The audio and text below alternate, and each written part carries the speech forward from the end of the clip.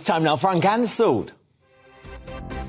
And this is where Britain's top commentators speak out on controversial issues without the fear of the cancel culture sweeping the rest of the media.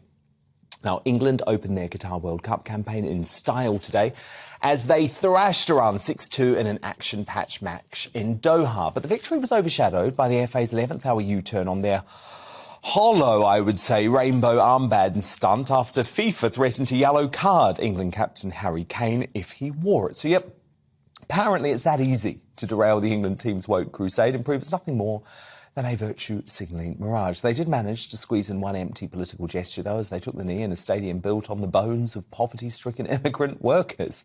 Before the World Cup had even kicked off, FIFA President Gianni Infantino, who conveniently calls Doha his home, sparked outrage by claiming Europe should apologise for 3,000 years of wrongdoing before they criticised Qatar's treatment of migrant workers. Then he went full tonto with this bizarre rant. Today I feel gay. Today I feel disabled. Today I feel a migrant worker.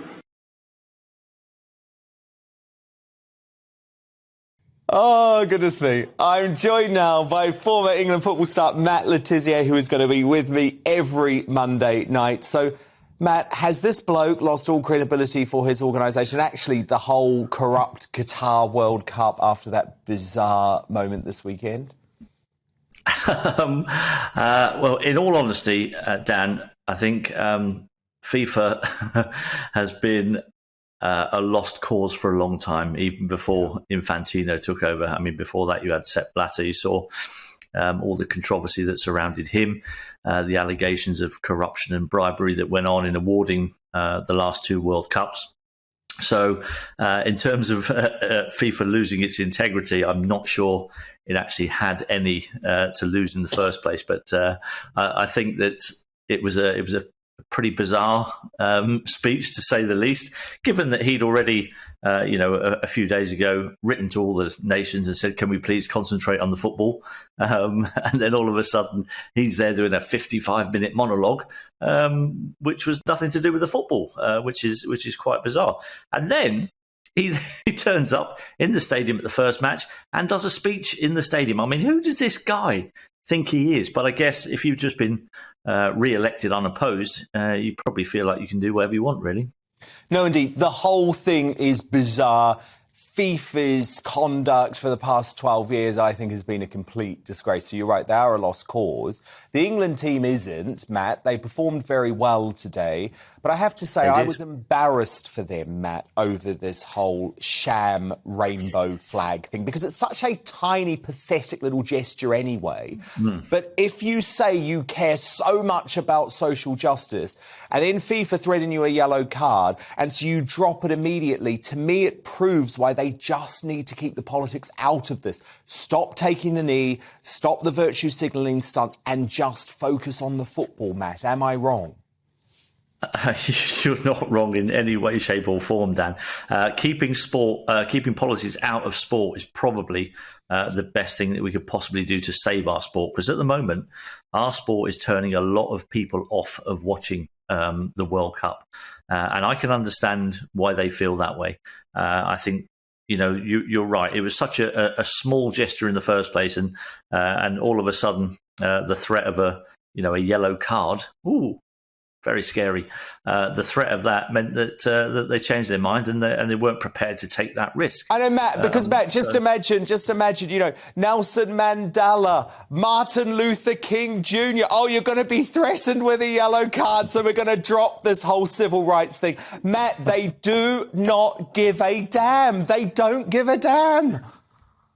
They don't, and I think it just goes to prove what a lot of people are saying about it. That it is pure virtue signalling, and they don't really. They're not 100% wholeheartedly behind it. And I was listening to your show earlier, and I think Lawrence Fox made an incredibly good point when he said you've got two choices. You either go to that country knowing and respecting what they stand for. Or if you don't like what they stand for, you don't go in the first place. It's pretty simple. And if you want to make a real statement, then you boycott the World Cup. And what would make an even better statement is if they boycotted FIFA and rescinded their membership of FIFA, because that organisation is rotten to the core. Exactly, but you can't do both. That's the thing I completely agree with, Matt. You can't do both, because I never want to be preached to again, I'm sorry, by Harry Kane and Southgate. Now, just like I never want to be preached to again by Gary Neville, Lineker, Alex Scott, David Beckham, they've all taken the money. And that's fine, by the way, Matt. I'm actually not criticising anyone going to Qatar. As long as you don't virtue signal and preach to me, because I think everyone has a right to go. I get it. Sport is about big business. Look at where all of the Formula One races around the world are. But just don't preach to me when you're taking the dirty Qatari millions. Yeah, and I think it's also important, Dan, you don't pick and choose which countries you start criticising for their human rights, because I don't remember anybody on the BBC criticising China when they had the Olympics there a few years ago. Not a word was said about it. So it's if you're going to be consistent, the only thing that people will ask for is that you can be consistent. If you're going to criticise one for their human rights, you do it to everyone, and you might want to start looking at America as well. Well, exactly. I mean, that's the point. You wouldn't be able to play sport anywhere in the world. So that's the annoyance for me, the hypocrisy aspect to it. But, Matt, it would be remiss of me to not ask you about the actual football today, because after a run of 6 losses, it felt like this team was finally back on fire again. It certainly did. I thought it was an excellent performance today. I thought the opposition were probably not as good as I thought they might have been. I thought it might have been a bit more difficult to break them down. But I always felt like once we got in the first goal in the game, then I felt it might be a bit more comfortable, because they were one of those teams that might just want to sit in, be compact defensively. But we broke them down fairly early on in the game and took real advantage of it. I thought it was a really good performance. Matt Le Tissier. And, of course, Matt will be back with me next Monday night. Thank you so much, Matt. Great to speak. Have a great week.